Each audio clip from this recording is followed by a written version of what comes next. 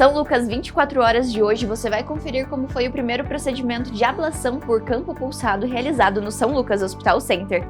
No estúdio, o Dr. Marcel Sakai, médico eletrofisiologista da instituição, explica sobre esse procedimento utilizado para tratar doenças do coração.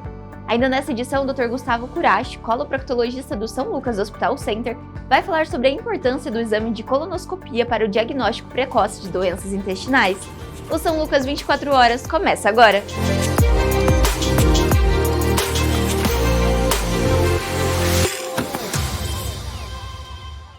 Olá, sejam bem-vindos a mais uma edição do São Lucas 24 horas.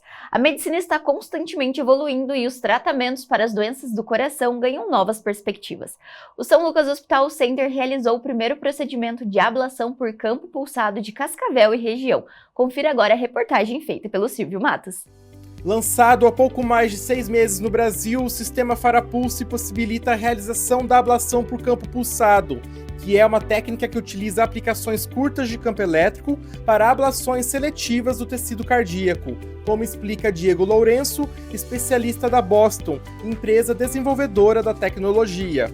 O Farapulse é uma tecnologia nova que ela já está sendo desenvolvida há mais de 10 anos e ela recebeu aprovação comercial aqui no Brasil no meio do ano passado. Hoje em dia nós já temos 200 mil pacientes mundialmente tratados com essa tecnologia.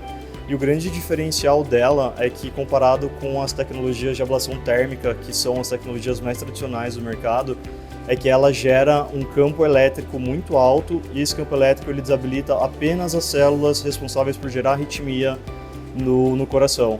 Então, com as outras tecnologias que usam energias térmicas, a energia acaba afetando outras áreas adjacentes, né, que são áreas que nós gostaríamos de preservar. Com a introdução da ablação por campo pulsado na região oeste do Paraná, o tratamento da fibrilação atrial alcançou um novo patamar. No São Lucas Hospital Center, o sistema que utiliza essa tecnologia não só eleva os níveis de segurança e eficácia, mas também redefine a forma como a arritmia cardíaca é tratada. Bom, nós realizaremos uma ablação de fibrilação atrial com um novo equipamento, que é a estreia na região. É o equipamento que é a ablação por campo pulsado. Em inglês nós chamamos de Pulse Field Ablation.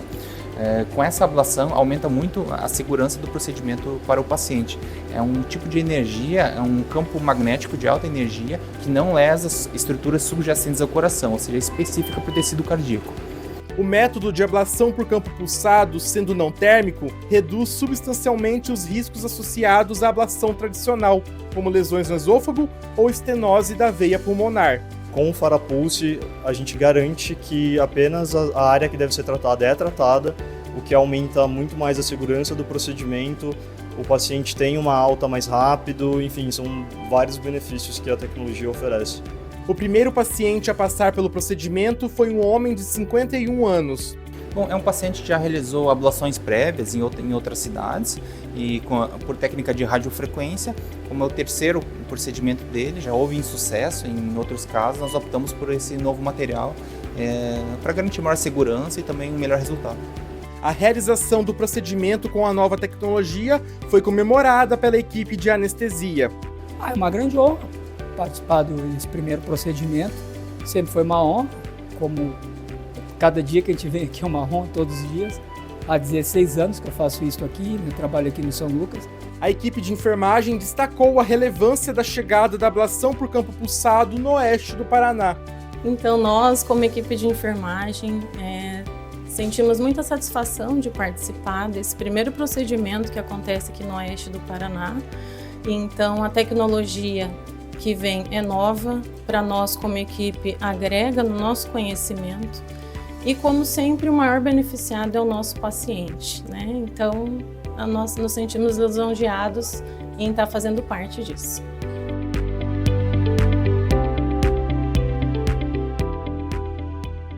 E para explicar um pouco mais sobre o procedimento realizado, eu gostaria de agradecer a presença do Dr. Marcel Sakai, cardiologista e eletrofisiologista do São Lucas Hospital Center. Seja bem-vindo, doutor. Muito obrigado pelo convite. E hoje nós vamos falar sobre esse procedimento e uma área da cardiologia que a gente muitas vezes não conhece, que é a eletrofisiologia. E eu gostaria que o doutor começasse explicando para a gente, antes de entrarmos um pouco mais sobre o procedimento em si, o que é a eletrofisiologia, quais são os procedimentos e o que é feito nessa área da medicina. Bom, a eletrofisiologia é uma subespecialidade da cardiologia que se foca no tratamento das arritmias cardíacas, que são as desordens do ritmo cardíaco que os pacientes podem eventualmente desenvolver. Existem dois tipos de arritmia: as bradiarritmias, que é quando o coração do paciente desacelera, e as taquiarritmias, que é quando ele é muito acelerado. E para as duas condições existem os tratamentos específicos. Certo. E aí, no caso da eletrofisiologia, vocês tratam especificamente dessas doenças, mas para a gente dar um contexto também para os nossos, para o pessoal que está assistindo, o que poderia causar as arritmias? São condições que nascem com os pacientes ou elas são desenvolvidas ao longo da vida, para a gente dar esse contexto também? Bom, existem várias condições, é muito variado. Alguns pacientes nascem com alguns tipos de arritmia cardíaca, outros desenvolvem ao longo da vida. A principal causa de desenvolvimento das arritmias cardíacas são doenças cardíacas e envelhecimento. São as principais causas para o desenvolvimento dessas condições.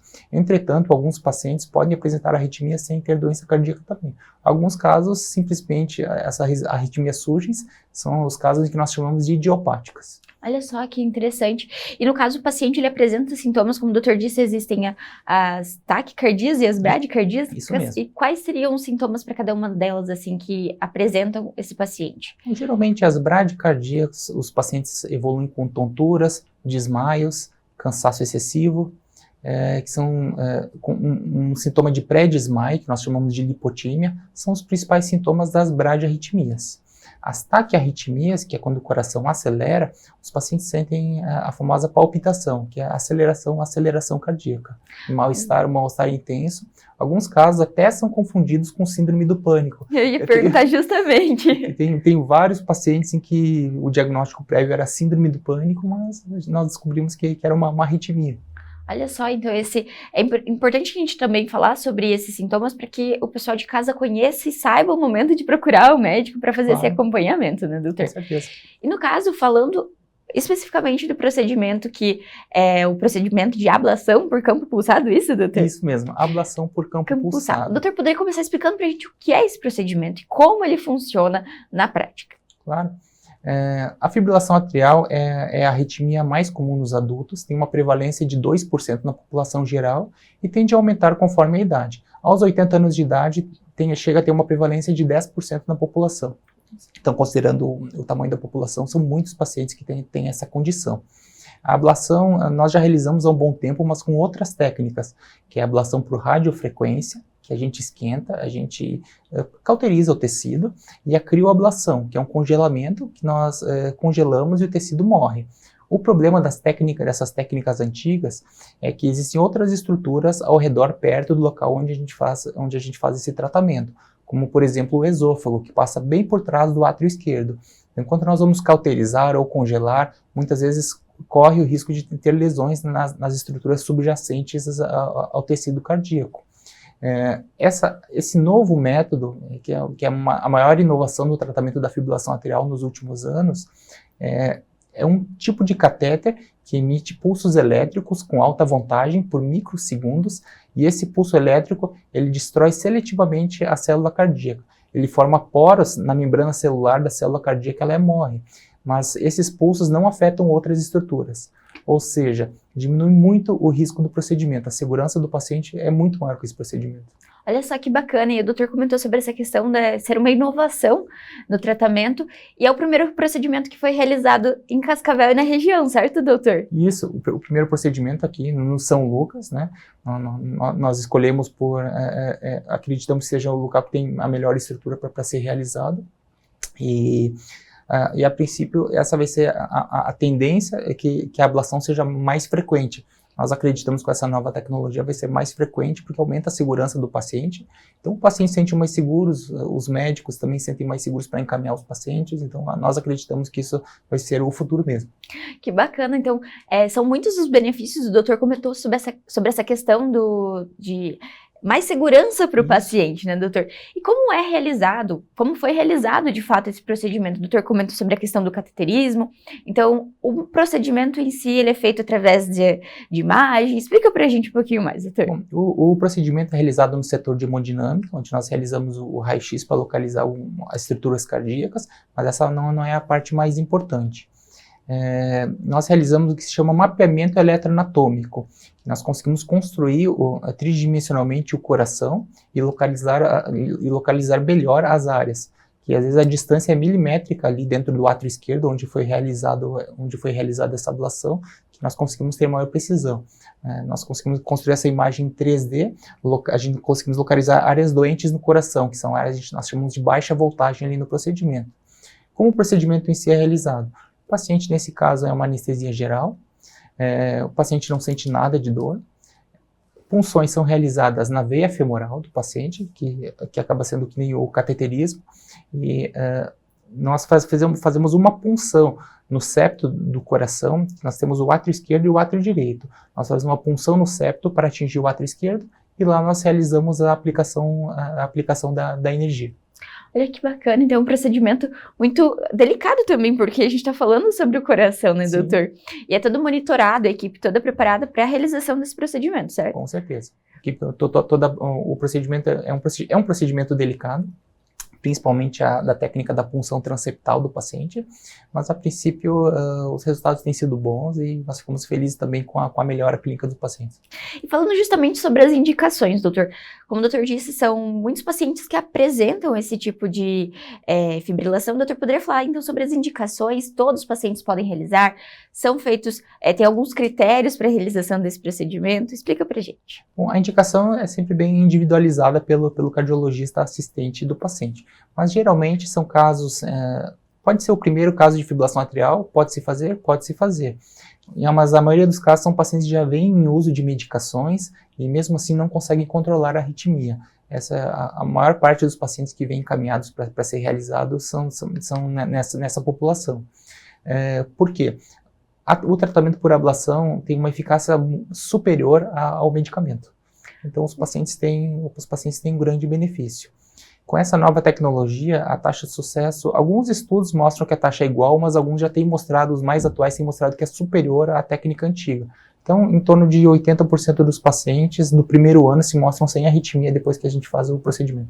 Olha só que bacana, e tem muitos ganhos porque essa arritmia, se não tratada, pode desencadear outras doenças, né, doutor? O doutor havia comentado anteriormente, poderia falar pra gente? Claro, a fibrilação atrial é uma causa muito importante de acidente vascular encefálico, que é o caso de formar um coágulo dentro do coração e embolizar para a circulação, evolução para insuficiência cardíaca a longo prazo, claro, não é curto prazo, essa arritmia a longo prazo pode evoluir para insuficiência cardíaca, também é uma importante causa de demência na população.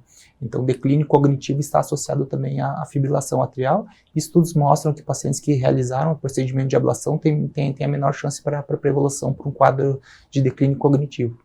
Olha só que bacana, então são grandes benefícios de fato para esse paciente. São muitos benefícios. E falando sobre o procedimento e o pós-procedimento, esse paciente, ele realizou o procedimento na sala de hemodinâmica, ele é encaminhado, ele necessita de um leito de UTI, ele já pode ir para o quarto, como que é feito esse procedimento pós-procedimento, na verdade? Isso depende muito do paciente. Os pacientes que têm poucas comorbidades, um procedimento bem tranquilo, nós encaminhamos para o quarto mesmo. Tá? Outros pacientes nós preferimos deixar 24 horas na UTI, é difícil, só alguns pacientes são mais graves, ficam um tempo a mais, mas geralmente com 24, 48 horas de internação, o paciente já está em casa. E esse paciente, futuramente, ele não precisa mais tomar o remédio ou ele ainda precisa fazer esse acompanhamento, doutor? Porque eu acredito que muitas vezes as pessoas ficam, a receita milagrosa, mas acredito que também é importante esse acompanhamento com o médico a longo prazo, certo? Claro. Alguns medicamentos podem ser suspensos, outros não. Por exemplo, o anticoagulante, esses pacientes fazem uso de anticoagulante para evitar aquele acidente vascular encefálico. O anticoagulante nós não suspendemos, nós continuamos mantendo. Mas o remédio para a arritmia em si, para controlar aquele mal-estar, o sintoma, esse nós conseguimos suspender com 2 meses pós-procedimento. Isso aqui bacana, é bem rápido já. Isso. A eficiência do procedimento se mostra bem ágil também, claro. Doutor. E falando justamente por ser um procedimento, como o doutor disse, que é feito em pequenas incisões, esse paciente também não tem cortes, não são feitos grandes, não é aberto para esse procedimento, certo? Isso. Que acho que também surgem dúvidas de quando se trata de coração, é necessário cirurgias abertas ou não precisa mais também? Esse é um procedimento minimamente invasivo. Na verdade, nem incisões são feitas, são só punções. Isso. Então só fica um pontinho ali na perna do paciente. Então realmente não precisa, não é aberto nem nada. O doutor comentou também sobre a questão de pode acontecer de crianças nascerem com essas condições. Esse procedimento pode ser feito também em pacientes pediátricos ou a indicação é para pacientes adultos e idosos, doutor? Assim, a fibrilação atrial é uma arritmia que se desenvolve com a idade. Assim, é muito incomum ter na faixa etária pacientes jovens terem fibrilação atrial. Então, a princípio, esse procedimento em específico, com essa nova tecnologia, são para pacientes adultos. Para pacientes pediátricos, existem outras arritmias que nós usamos a técnica do congelamento, que é a crioablação, principalmente a crioablação em crianças. Que bacana. Então, são procedimentos diferentes e indicações diferentes. São procedimentos diferentes, né? Toda arritmia tem um local diferente no coração e dependendo a gente usa uma técnica, outra técnica mais adequada. Outra dúvida que eu acho que também pode surgir. Esse paciente que tem uma arritmia, em um local do coração, ele pode apresentar em outro local do coração e precisar de um procedimento? Ou uma vez feito, ele não precisa novamente repetir, doutor? A maior parte dos pacientes nós não precisamos repetir. Outros voltam a apresentar a mesma arritmia, que existe uma taxa de recorrência desses pacientes, que nós podemos fazer novamente a ablação, focando em outras áreas do coração. No primeiro procedimento são lesões menores, no segundo procedimento, se volta, nós fazemos lesões mais extensas no coração para tentar controlar. Que bacana. Então, também não tem problema esse paciente precisar novamente da realização isso realmente, é tranquilo. Isso realmente acontece de ser realizado novamente, mas é tranquilo. E doutor, falando sobre esses pacientes que a gente fala, justamente pacientes cardíacos, é muito importante o acompanhamento precoce e a longo prazo de prevenção. A gente sempre reforça muito sobre a prevenção e acredito que no caso das arritmias também, né? Apresentar um sintoma, esse paciente já tem que buscar e ligar o sinal de alerta. E no caso dos tratamentos, como é para esse paciente, explicar para esse paciente que ele precisa de um procedimento como esse, como é essa conversa também, porque acredito que, por ser uma tecnologia nova, existem algumas dúvidas, como que é essa conversa com o paciente de fato sobre o que é feito e como vai ser feita, essas orientações também. Claro, sempre conversamos com o paciente, tem que ter uma conversa clara com o paciente, dizer qual que é o benefício, qual que é a taxa de sucesso, que existe chance de precisar de um novo procedimento, existe. O procedimento não é completamente isento de riscos, ele diminui muito o risco, mas não é isento de riscos. Tem que colocar o paciente, tem esse benefício ou esse.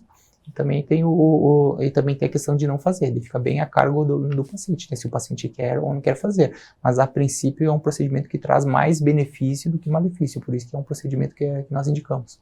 Uma comunicação é fundamental quando se trata, porque a gente está falando da saúde do paciente, né, doutor, que é o bem mais importante. E falando sobre o procedimento em si realizado no São Lucas, então essa questão da estrutura é algo que também é importante para o paciente, né, doutor? Ter a segurança de uma UTI à disposição e a equipe toda qualificada, certo? Não, com certeza, que existem outros profissionais que auxiliam também. Não é simplesmente eu, só o médico ali. Tem a equipe de enfermagem, tem a questão da capacitação da UTI, tanto do médico como dos profissionais. Obviamente, geralmente não acontece, mas se tiver uma intercorrência, tem uma equipe de cirurgiões cardíacos, é muito difícil precisar, mas se precisar está tudo aí, então o paciente está muito bem assistido. Isso traz segurança também, novamente, tanto para a equipe quanto para o paciente, de que esse procedimento, como o doutor disse, por mais que minimamente invasivo, ele está bem cuidado também, né, doutor? Com certeza, sem dúvida. E falando aqui para nossa região, porque como o doutor disse, é um procedimento que vai ser feito pela primeira vez, foi feito pela primeira vez. E quais são os benefícios, então, para a nossa população também, doutor, além do paciente único, mas para toda a nossa região de Cascavel e as cidades vizinhas? Então, é um procedimento que agora vai estar ao acesso da população toda, aqui na região. Que o paciente, muitas vezes, existe uma certa dificuldade de se deslocar para outros locais, simplesmente para fazer o procedimento, são viagens, né? A família muitas vezes não consegue ir junto, então agora nós conseguimos realizar aqui. Nós acreditamos que os pacientes vão ser melhor tratados agora dessa forma. Doutor, então nós vamos dar uma pausa na nossa conversa para conferir o que foi destaque nas redes sociais. Começa agora a Conexão Saúde com Silvio Matos. Olá para você que está ligado na KTV, seja muito bem-vindo à Conexão Saúde desta semana. A partir de agora você confere os destaques das plataformas digitais do São Lucas Hospital Center. O cirurgião do aparelho digestivo, Dr. Adriano Tagarra, detalhou os diferentes tipos de hérnia que podem causar dores e desconforto nos pacientes. O especialista ressaltou a importância de uma avaliação para o diagnóstico e encaminhamento para o tratamento adequado. O vídeo está disponível no nosso Instagram. Aponte a câmera do seu celular para o QR Code que está aparecendo na sua tela e assista ao vídeo. O São Lucas Hospital Center marcou presença no Show Rural Copavel 2025, uma das maiores feiras do agronegócio no Brasil, realizada em Cascavel e que abre o calendário de grandes eventos do segmento no país. Confira a reportagem.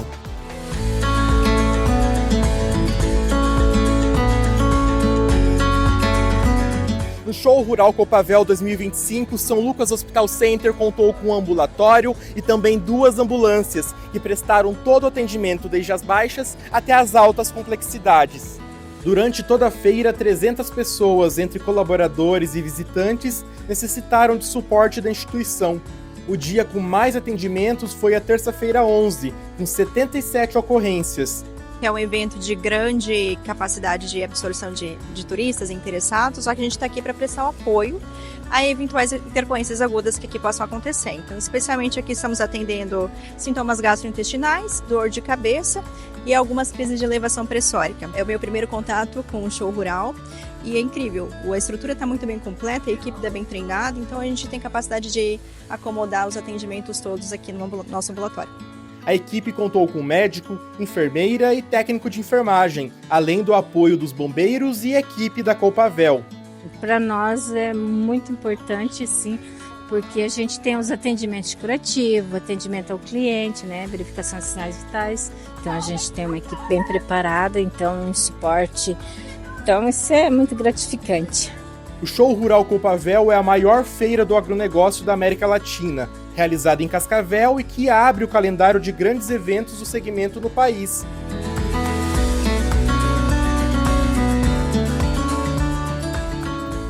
O aneurisma de aorta é uma condição médica em que ocorre um aumento anormal e localizado nas paredes da aorta, a maior artéria do corpo humano, responsável por transportar sangue rico em oxigênio do coração para as demais partes do corpo.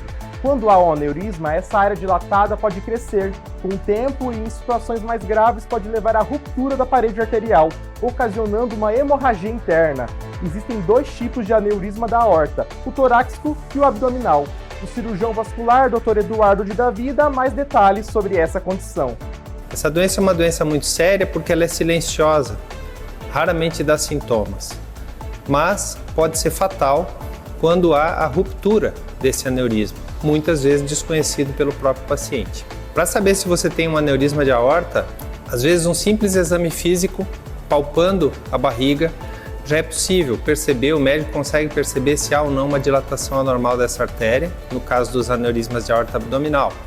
No caso dos aneurismas de aorta no tórax, um raio-x de tórax normalmente é suficiente para mostrar que existe uma dilatação anormal e depois fazer a investigação complementar. E um exame muito sensível para localizar aneurismas da aorta abdominal, que é a parte da aorta mais afetada, é o simples ultrassom de abdômen. Então, na suspeita de um aneurisma, uma ultrassonografia de abdômen normalmente é suficiente para selar o diagnóstico.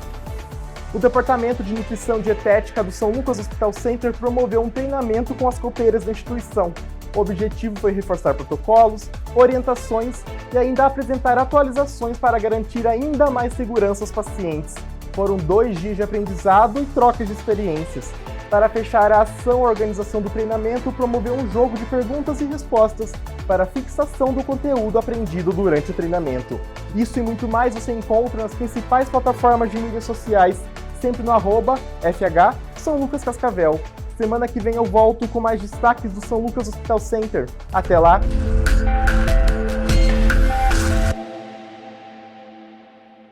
E agora que nós já conferimos o que foi destaque nas redes sociais, nós voltamos aqui com o doutor e vamos continuar falando sobre o procedimento de ablação. Doutor, todos os pacientes são anestesiados? Como que é feito esse preparo do paciente para o procedimento em si? Bom, para o procedimento de fibrilação atrial, nós costumamos fazer realmente com anestesia geral. Todos os pacientes passam por anestesia geral. Outras arritmias são arritmias mais simples, nós costumamos fazer com uma sedação leve, alguns pacientes dormindo, alguns semi-acordados. Mas é feito também, nesses casos, é realizada anestesia local para o paciente não ter desconforto na perna. Certo. Esse paciente geralmente são pacientes que utilizavam medicações antes para as arritmias. No caso da semana, no pré-procedimento, vocês cessam o uso desse medicamento? Como que esse paciente se prepara? Quais são, então, as orientações antes de chegar, de fato, na sala de hemodinâmica para a realização? Bom, a princípio, essa conduta é individualizada para o tipo de arritmia. Para o caso da fibrilação atrial, nós costumamos fazer com todos os medicamentos, inclusive os anticoagulantes. Os pacientes não param, porque a chance de sangramento é muito baixa e o anticoagulante apresenta benefício até durante o procedimento, para não se formar coágulos dentro do coração. Então, para fibrilação atrial, para ablação por campo pulsado, nós não suspendemos. Para outras arritmias, depende muito do tipo dela. Algumas nós pedimos para parar o medicamento uma semana antes. Olha só, então cada caso é um caso Isso. de fato. Cada caso é um caso. Cada paciente é único. E, doutor, falando sobre a parte do equipamento, então, utilizado, quais são as tecnologias presentes durante o procedimento? Bom, a ablação por campo pulsado, a única empresa que nós temos o material autorizado no Brasil é a Boston. O nome do equipamento do mapeamento eletroanatômico que nós construímos o coração, o nome dele é Arrhythmia, e o catéter, que é o único no Brasil que faz, é Farapulse, o nome dele. Então, com esse equipamento que nós realizamos, conseguimos realizar o procedimento. E é todo esse procedimento, então, como o doutor disse, ele é assistido, vocês geram essa imagem do coração Isso e aí vão se guiando com base nisso para chegar, de fato, no local da arritmia, Isso certo? mesmo. Então, vai como se fosse um mapa guiando o procedimento, Isso, como o próprio nome diz. Isso, é um mapa, de forma perfeita ali a região cardíaca que nós estamos estudando. Que bacana. E é de cada paciente vocês realizam esse mapeamento pro procedimento? Isso, para essa arritmia, para fibrilação atrial, é realizado em todos os pacientes. Antes da gente encerrar nossa conversa, eu gostaria que o doutor deixasse, então, um recado para quem está nos assistindo sobre a importância desse acompanhamento com os médicos e também com a saúde do coração. Então, por favor. Bom, a princípio, o acompanhamento e a prevenção acabam sendo sempre o melhor caminho. Mas nos casos em que se desenvolve o problema, nós temos como tratar, você não fica desassistido. É sempre importante manter o tratamento com o seu cardiologista. Quando tiver arritmia, obviamente, conversar sobre essa possibilidade, ou não de fazer. Alguns casos não são feitos, são tratados com medicamento, a pessoa fica boa. Mas nos casos em que é indicado, eu acredito que essa conversa é bem importante. E que o seu Lucas está à disposição para atender esses pacientes, Com certo, certeza. doutor? E o doutor também, isso. Doutor, muito obrigada pela participação no São Lucas 24 Horas, foi muito enriquecedora a nossa conversa e fica o convite para vir mais vezes. Muito obrigado, agradeço pelo convite. O São Lucas 24 Horas vai para um rápido intervalo e no próximo bloco nós vamos falar sobre o exame de colonoscopia. Não saia daí!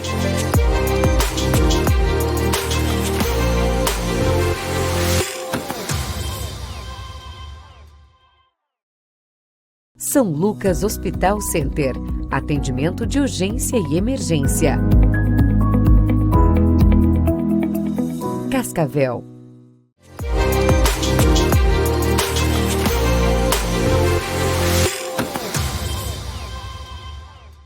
O período menstrual é geralmente associado às dores e desconfortos das mulheres. Dr. Rogério, é mito ou verdade que as cólicas intensas são normais durante a menstruação? Então, Gabriela, é mito, né? Um pouquinho de cólica, um pouquinho de desconforto, uma TPM é até normal.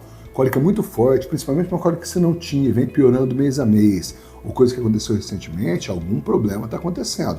Ou uma inflamação, uma infecção pélvica, ou muito frequentemente a endometriose faz isso. Cólica menstrual que você não tinha, que vem piorando, ou cólica que sempre teve, muito intensa, que atrapalha a qualidade de vida, dor na relação, dor pélvica ali no pé da barriga, né, entre aspas, crônicas. Isso não é normal, possivelmente endometriose, que demora até 8 anos para um diagnóstico no Brasil. E se continuar esses sintomas forem piorando, a cólica piorando, uma cólica principalmente que você não tinha, ou mesmo uma cólica muito intensa de sempre, tem que se procurar ajuda, tá? Tem vários tratamentos, o tratamento pode ir de medicamento, o anticoncepcional mesmo pode ser um forte aliado. São vários tratamentos que melhoram a tua qualidade de vida. Não sofra não, procure seu médico e deixe de sofrer. Muito obrigada, doutor. Então agora nós vamos falar sobre a colonoscopia, que é um exame fundamental para a detecção precoce de doenças intestinais, incluindo câncer de colo retal. No entanto, muitas pessoas ainda têm dúvidas ou receios sobre esse procedimento. Para esclarecer as dúvidas e a importância desse exame, vamos conversar agora com o Dr. Gustavo Curacho, coloproctologista do São Lucas Hospital Center. Seja bem-vindo, doutor. Muito obrigado pelo convite, Gabriele. E hoje nós vamos falar um pouco mais sobre esse exame, esse método de exame diagnóstico, que é a colonoscopia. O doutor que é coloproctologista e vai falar um pouquinho mais pra gente, né, doutor? Isso aí. Então vamos começar falando, explicando para o pessoal de casa o que é o exame e o procedimento de colonoscopia, doutor. Bom, a colonoscopia é um dos métodos, né, diagnósticos que a gente utiliza para investigar o nosso aparelho digestivo. Um dos órgãos mais que a gente apresenta mais problemas é um órgão que chama cólon, que é o intestino grosso, né? Que é a parte finalzinha do intestino até ela chegar no ânus.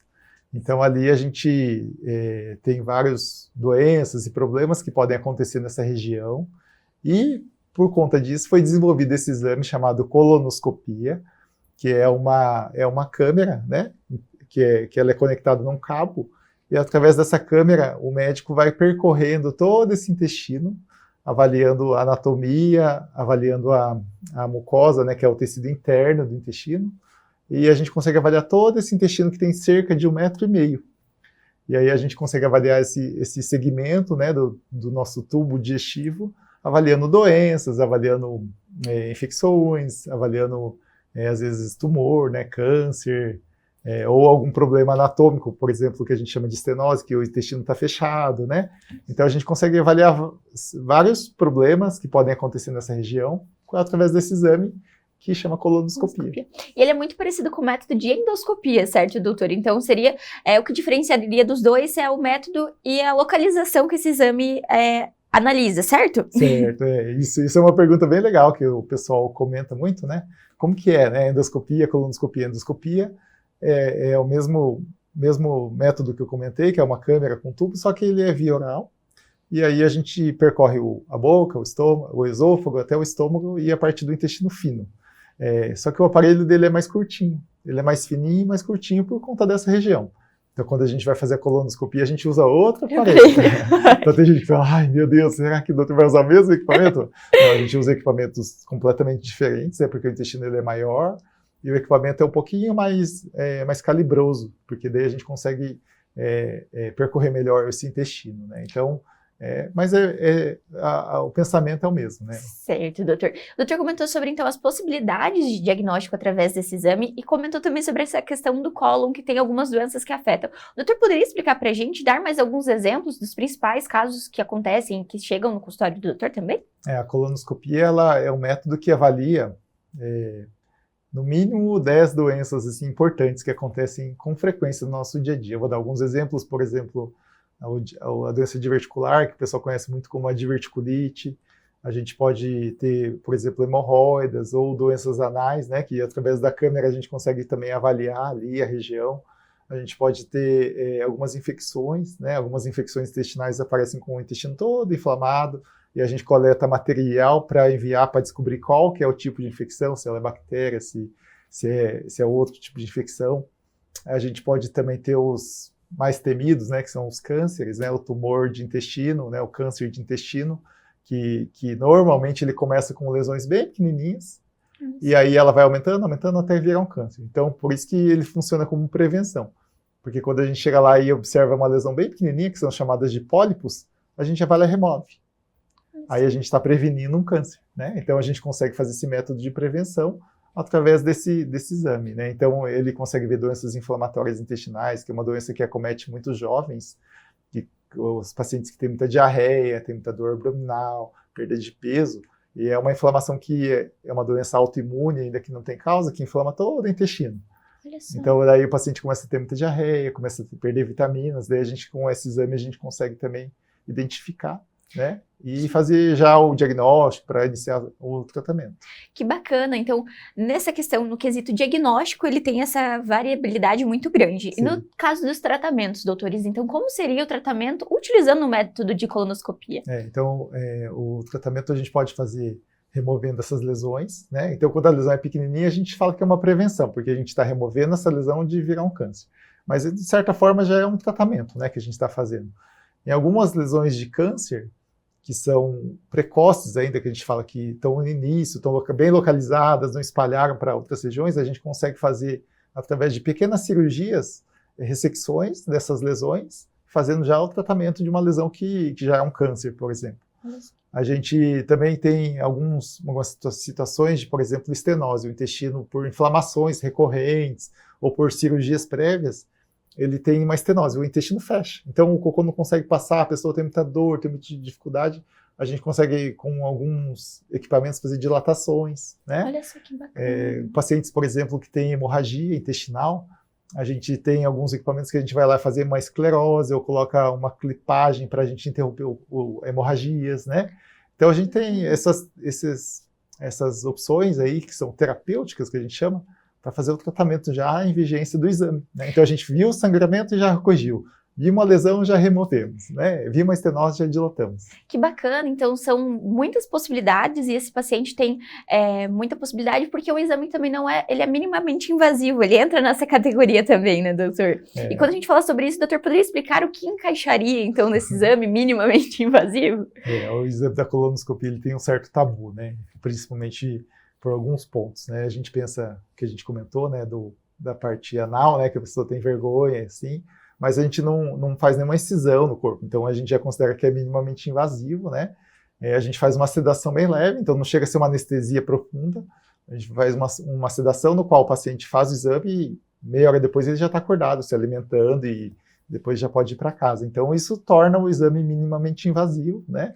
Mesmo que a gente execute algum procedimento desses que a gente comentou, ainda continua sendo minimamente invasivo, porque ele não vai ter corte, não vai ter nenhuma dor a mais, assim, por conta disso, né? Que bacana. Antes da gente falar um pouquinho sobre o dia do procedimento, digamos assim, eu gostaria que o doutor falasse sobre o preparo. O que é necessário para esse paciente, então, que necessita de uma colonoscopia? Ele precisa tomar algum medicamento? Ele precisa ter algum preparo antes do exame, doutor? Sim, ele precisa, né? Como a gente sabe que o exame a gente precisa ter o intestino bem limpinho.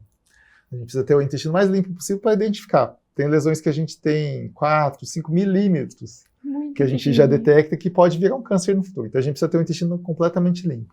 Então a gente começa 2 ou 3 dias antes fazendo uma dieta já um pouco mais leve, mais restritiva, para que facilite a limpeza do intestino. Então 2 ou 3 dias antes a gente já pede para não comer, por exemplo, alimentos que tenham sementes, comer bagaço de frutas, assim, diminuir a ingestão de carne, né? Então todos esses alimentos que são mais difíceis de fazer digestão, a gente já pede para reduzir. Certo. E aí quando chega no dia, na véspera do exame, então a gente vai fazer o exame amanhã, quando chega hoje à noite, aí a gente usa um laxante.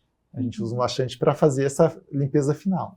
Então daí nesse tempo que normalmente as pessoas se incomodam um pouquinho mais, né? Porque ninguém quer, né, ter uma diarreia, não é gostoso, né? E é uma diarreia um pouco forçada, mas ela é importantíssima para o exame. Então, aí lá pelas 6 da noite, da tarde, assim, a gente começa a estimular a ingesta do laxante e bastante líquido, para que faça uma limpeza mesmo no intestino. E a limpeza, alguns pacientes já à noite já está limpo, e alguns levam até o período da manhã para fazer o exame no outro dia.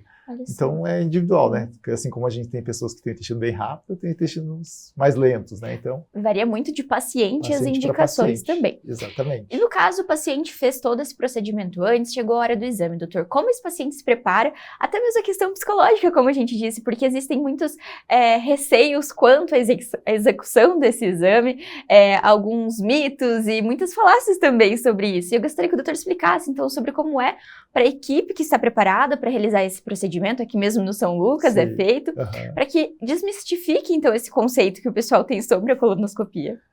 Isso é uma coisa recorrente, né? Muitas pessoas falam, doutor, eu tenho vergonha, o que eu faço, né? Mas é um exame hoje muito tranquilo, tanto que as pessoas hoje, quando elas falam, doutor, o exame em si não é tão ruim, o ruim é a preparação, né? Porque no dia tem toda uma equipe, né? Você chega, você é acolhido, existe uma roupa, uma vestimenta específica para quem vai fazer o exame, daí você não vai sujar a sua roupa, né? A gente já sabe que você está debilitado porque você teve diarreia, você está um pouco com fome, cansado, né? Porque às vezes a noite não foi tão boa. Então a gente acolhe o paciente, a gente já pega um acesso venoso, né? E prepara o paciente todo para chegar na sala do exame. Chegando na sala do exame, vai ter um médico, que é o anestesiologista, que é o médico que vai fazer com que o paciente durma, né? Então, o médico vai conversar, vai ver os riscos, benefícios, de quais medicações ele pode usar, e a partir do momento que ele fez a medicação, não dá 1 minuto, o paciente já dormiu, né? Então, ele não vê nada a partir daí. Então, o constrangimento acaba, né? Porque o paciente não vê nada. Mas mesmo assim a gente preza muito pelo bem-estar, né? Eu acho que isso é uma coisa muito importante, eu aprendi desde a minha faculdade, né? Que a gente está mexendo numa região que normalmente tem um tabu, tem um vulnerável. Então a gente usa essa roupa específica, no qual o paciente não fica exposto, a gente usa cobertas, né, para cobrir o paciente, para ele não ficar exposto também, caso alguém entre na sala, não vai ver nada, porque está totalmente coberto. A única coisa que fica é o espacinho para a gente passar o aparelho, né? Nossa. Então, aí acabando o exame, a gente faz uma limpeza, porque se acabou sujando um pouquinho, limpa e o paciente volta para a sala de laudo como se nada tivesse acontecido, porque ele não viu nada, né? Então, assim, hoje eu digo que as equipes, né, que a gente tem com treinamento contínuo, e aí a gente consegue quebrar esse tabu de boa parte das pessoas, mas ainda assim... Existe aquele receio, né? Existe. E acredito que é muito importante justamente a gente levar essa informação para quem está assistindo, porque esse tipo de exame, ele traz muitos benefícios, como o doutor disse, para um diagnóstico precoce. E muitas vezes o receio de fazer o exame acaba segurando esse paciente de muitas vezes ter esse tratamento devido por conta desses medos. Então, eu acho que a informação também faz com que ajude a disseminar e trazer mais essa saúde e prevenção para os pacientes, né, doutor? Com certeza, com certeza. A gente escuta muito, assim, hoje inclusive foi um dia desses que a gente até fica chateado às vezes, né, que o paciente veio, doutor, vim fazer uma colonoscopia. Eu falei, mas a sua colonoscopia está em dia, né? Ele falou, que eu perdi a minha esposa por falta de informação, que ela tinha sintomas, e aí ela falou, deve ser hemorroida, né, a gente interpreta do jeito que a gente quer, não é nada, né, é uma negação, e a paciente demorou muito para chegar. Quando ela chegou, ela tinha já uma lesão no intestino, e em 90 dias, acho que ele me comentou, ela não aguentou, sabe? Então, assim, hoje, esse medo, esse tabu, a gente tem desmistificado com a informação, né? Que o exame, sim, tem certo desconforto, mas também não é tanto assim, né? E falando justamente agora sobre as indicações, doutores, então, quando começa com algum sintoma, ou é indicado para que todo adulto, criança, como seria então, quando fazer o exame de colonoscopia, doutor? Eu divido em duas partes, tá? Eu divido em os pacientes que têm sintomas, que a gente chama sinais de alerta. Certo. Então, se ele tem alguns desses sinais de alerta, já tem provavelmente uma indicação. Então, se o paciente tem sangramento nas fezes, ou ele olha lá, o cocôzinho dele tem sangue, né? Ou no vaso tem sangue, então isso é um sinal de alerta. Se o paciente tem uma alteração do hábito intestinal, então, se o intestino dele é muito diarreia, muito solto, né? Certo. Ou ele é muito constipado, se ele tem o intestino muito preso, se ele tem um histórico familiar, né? Então, assim, eu tenho um pai ou a mãe que teve câncer, jovem, ou alguma coisa assim, já liga o alerta. Se o paciente está perdendo peso de forma inexplicada, então ele começa a perder peso, fala, mas eu não mudei minha dieta e começou a perder peso. E aqueles pacientes que têm anemia. Então, às vezes, o paciente já foi investigar com o médico do sangue, né, o hematologista, foi no ginecologista, e ainda se não descobre por que ele tem anemia, daí é um dos motivos, né, então são 5 indicações. Se o paciente tiver uma dessas queixas, a gente já tem que ficar em alerta, né, e já às vezes pedir o exame já independente da idade. Então, às vezes tem bebês, às vezes tem jovens, né, então às vezes tem bem idosos, mas tem alguns desses sintomas a gente indica. E a segunda turma é a turma que a gente chama de exames preventivos, né? Que hoje está muito na moda, né? E que a gente vai fazer uma prevenção de que aconteça alguma coisa. Então, esses pacientes normalmente são assintomáticos, não tem sintoma nenhum.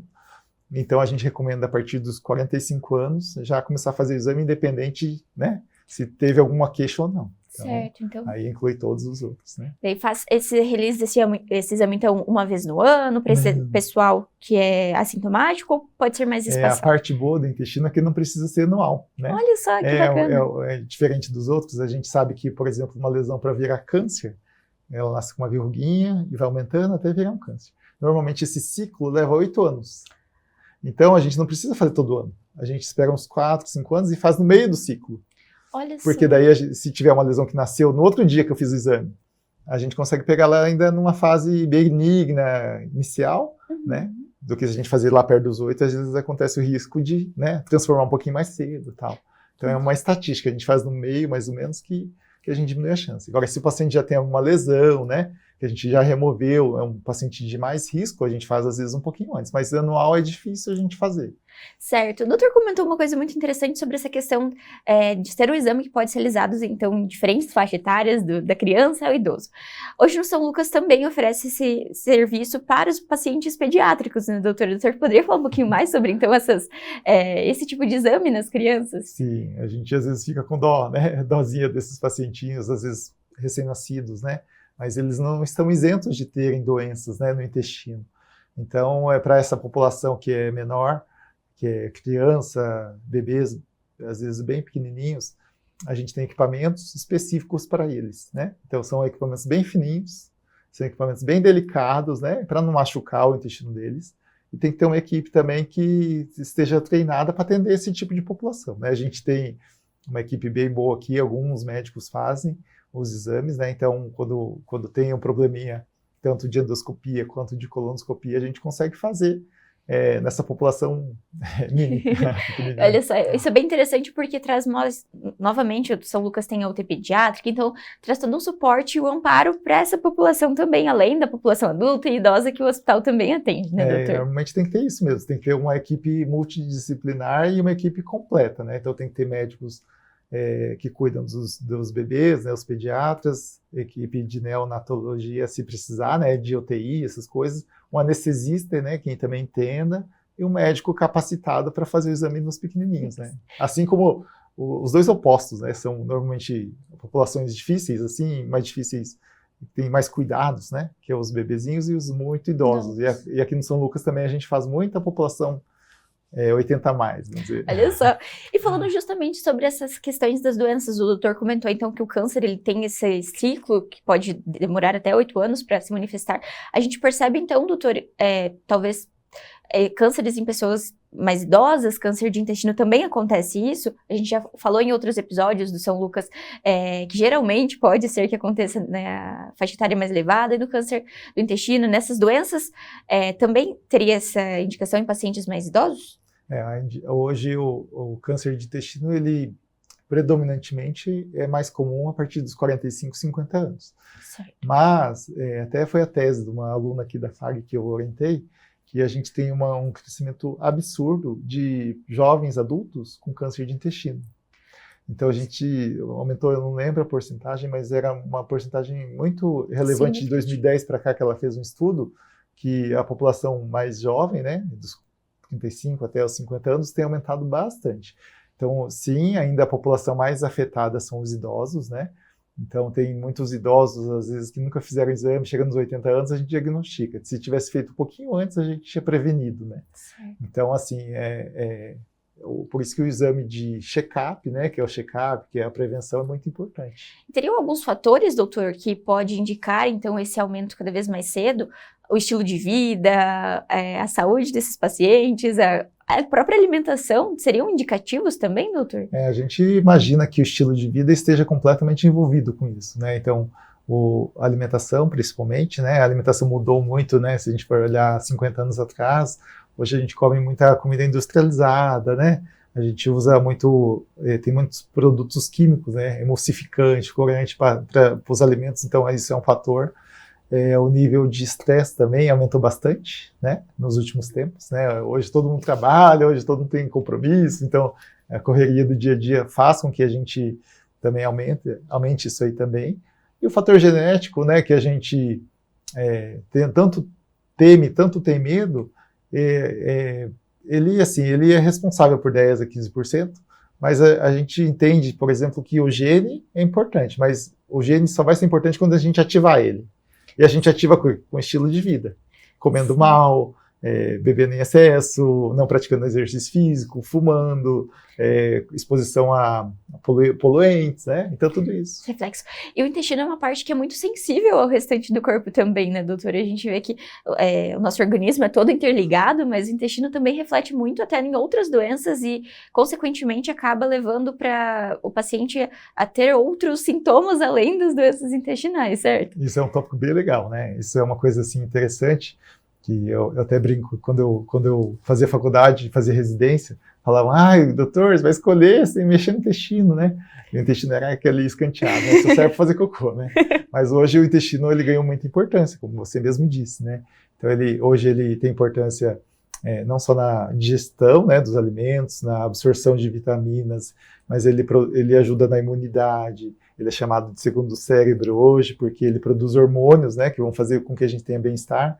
Então, aquele termo antigo que a gente falava, você está enfesado, então se a gente não faz cocô, a gente fica bravo, né, fica irritado. Por quê? Porque o intestino, se não funciona, além de dar dor e desconforto, ele deixa de produzir alguns hormônios.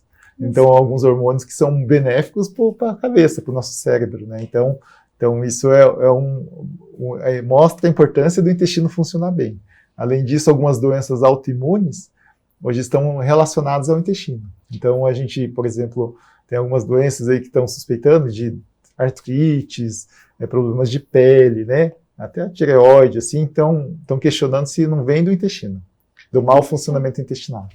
Então é um cuidado que a gente tem que ter e tem que ser lembrado, né? Porque é isso que o doutor falou, às vezes é algo tão natural do dia a dia que você não liga, não presta atenção se algo não sai do esperado. Então acho que é importante a gente ressaltar também. O doutor comentou no começo da nossa conversa sobre a questão do câncer de cólon. O doutor poderia falar um pouquinho mais sobre, ele apresenta sintomas também, doutor, para a gente destacar para o pessoal de casa, por favor? O câncer de cólon hoje é o terceiro câncer mais comum que a gente tem de todos os tipos, né? Então, essa parte da mama, da próstata, né? Que são os mais divulgados, mais conhecidos, câncer de pele e de pulmão, acho que é o segundo. O câncer já é o terceiro, né? É mais comum. Então, isso mostra a importância, né? Quando a gente faz exames em pacientes com mais de 50 anos, em torno de 25%, ou cada 4 exames, um vai ter pólipo. Então, se a gente não resolver esse pólipo, vai virar um câncer, né? Então, o câncer de intestino hoje tem uma relevância importantíssima na saúde de todos aqui. E aí, através desse exame, né, que é a colonoscopia, a gente consegue prevenir. Quais são os sintomas do câncer intestinal, né?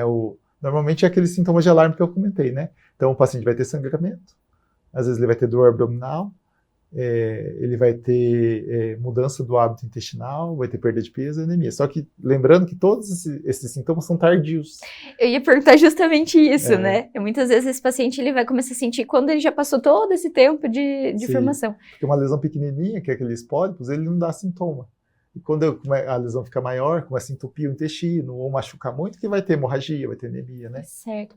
E, doutor, essa questão dos pólipos, acredito que também seja uma dúvida, a questão da quantidade, porque a gente às vezes ouve falar que teve uma quantidade significativa de pólipos, mas eles significam que esse paciente tenha tendência a ter um câncer, ou é natural que o ser humano tenha algum pólipo? Ou não? O ideal é ninguém ter, não né? tenha. Não ter. Perfeito, olha Mas só. existem doenças genéticas que o paciente tem todo o intestino cheio de pólipos, né? Que chama polipose adenomatosa familiar, que normalmente todos os familiares vão ter.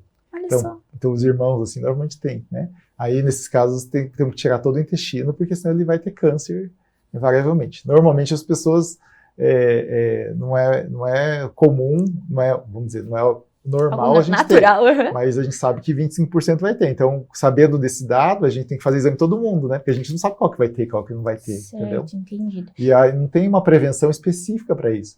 A não ser que a pessoa mude o hábito alimentar dela, mas esse retorno, né, dessa mudança vai ser longo, né? Não vai ser imediato, assim. Eu fiz agora e vai impactar já. Então, Certo. Então, essa questão da prevenção é justamente outro ponto que eu gostaria de perguntar para o doutor. Então, ainda que esse paciente mude a qualidade de vida, porque isso também impacta nas demais doenças do organismo, no caso do câncer de intestino, se ele tem essa questão dos pólipos, a probabilidade, então, esse cuidado é que ele seja retirado no início, a prevenção é essa, né? Essa retirada logo no comecinho. Sim. A mudança do hábito sempre a gente vai indicar, né? Porque vai impactar em todas as doenças. E talvez o mais importante é remover esse pólipo numa fase bem inicial, para não deixar ela ter o risco de se tornar um câncer mesmo. E, doutor, ela tem uma prevalência mais em mulher, em homem, ou hoje vocês percebem que Normalmente é semelhante. Só que a gente tem uma busca por saúde maior das mulheres, né? Então a gente vê que nos consultórios 2/3 são mulheres e 1/3 são homens, né? Certo. Os homens são mais relutantes, ainda mais fazer colonoscopia. Então, por isso a gente tem que conscientizar que é importante, né, para a gente não ter esse problema. Bacana. Doutor, antes da gente encerrar nossa conversa, que eu acredito que tenha esclarecido muitas dúvidas, eu gostaria que o doutor deixasse, então, aquele recado para quem está nos assistindo sobre a importância desse acompanhamento. Então, um acompanhamento com o médico também, para toda essa avaliação. Fique à vontade, doutor, por favor. Bom, a colonoscopia é um tabu, né, é um exame ainda que tem um pouco de restrições, mas esperamos que com essa conscientização, que é um exame que não dói, que a gente não passa vergonha, né? Que é um exame que pode prevenir um dos tipos de câncer mais frequentes. Então, acredito que, e lembrando que o nosso intestino é importante não só para o intestino, mas para todo o resto do nosso corpo, é como se fosse a raiz de todo o nosso corpo. Então, eu exalto, né, a importância da gente cuidar da nossa saúde. É um ato realmente de amor próprio, né, a gente cuidar do nosso corpo, porque é o nosso corpo que vai levar onde a gente precisar, né? Então, cada vez mais a gente fazer os exames preventivos, pode ter certeza que dói muito menos do que a gente fazer uma cirurgia ou passar por procedimentos como quimioterapia, essas coisas. Então, um dia de sofrimento pode prevenir totalmente, mudar totalmente a rota da sua vida, né? Com certeza. E o São Lucas realiza também, né, esse tipo de procedimento, eu acredito que a gente enfatizou isso, que tem uma equipe qualificada para atender essa população, como o doutor disse, né, doutor? Sim, a gente faz procedimentos de alta complexidade aqui, a gente tem equipamentos de ponta para fazer isso e alguns médicos qualificados, né, que fazem todo o treinamento contínuo para a gente executar, né, esses procedimentos de alta complexidade e os de baixa também, né, que é o que mais são a rotina do dia a dia. Isso traz mais segurança para a nossa população e para toda a região de Cascavel, que a gente fala bastante também, porque o São Lucas tem crescido exponencialmente e é a referência em Cascavel e toda a nossa região, e acredito que em colonoscopia também, né, doutor? A gente recebe paciente não só da região, tá? Olha só. Então é isso, doutor. Muito obrigada pela participação no São Lucas 24 Horas. Fica o convite para vir mais vezes. Muito obrigado. O São Lucas 24 Horas de hoje fica por aqui. Na próxima edição nós vamos falar sobre fertilidade e os cuidados com a saúde da mulher. Acompanhe as redes sociais através do @FH São Lucas Cascavel para ficar por dentro de todas as novidades. Espero você!